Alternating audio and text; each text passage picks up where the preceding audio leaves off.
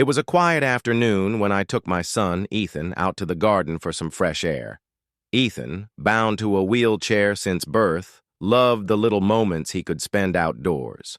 The sun was shining and the birds chirped, but little did we know that today would take an unexpected turn.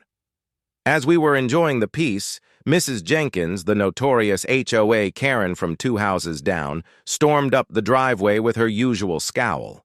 She had been harassing us for weeks about trivial things: the position of the garden hose, the color of our mailbox, even the height of our grass, despite the fact that we kept everything within the HOA guidelines. "Get that wheelchair off." "The property!" she yelled as she approached, her voice dripping with disdain. Her words stung, but I kept my calm, trying to maintain peace. I stood between her and Ethan, making sure she understood that she wasn't welcome near us. I asked her to leave, explaining that there was no need to escalate things. But Mrs. Jenkins wasn't hearing it.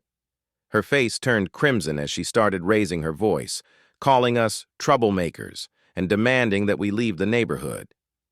Ethan, who usually loved the outdoor sounds, was now visibly frightened. I knew I had to defuse the situation before things got worse. Suddenly, to my horror, Mrs. Jenkins pulled something from her purse, a small, shiny pistol. My heart dropped as she aimed it at the ground, pulling the trigger. The sound of the gunshot echoed through the neighborhood, sending Ethan into a state of panic.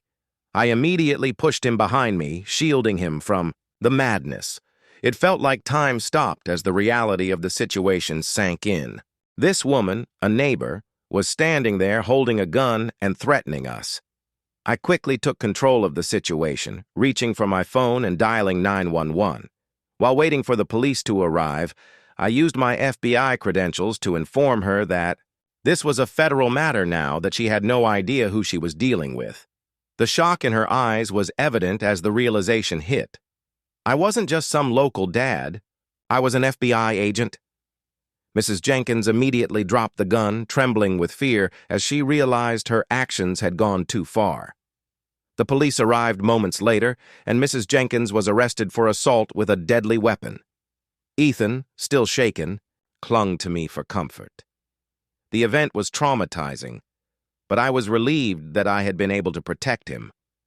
That day, the true power of calm, collected action in the face of danger had saved us from disaster.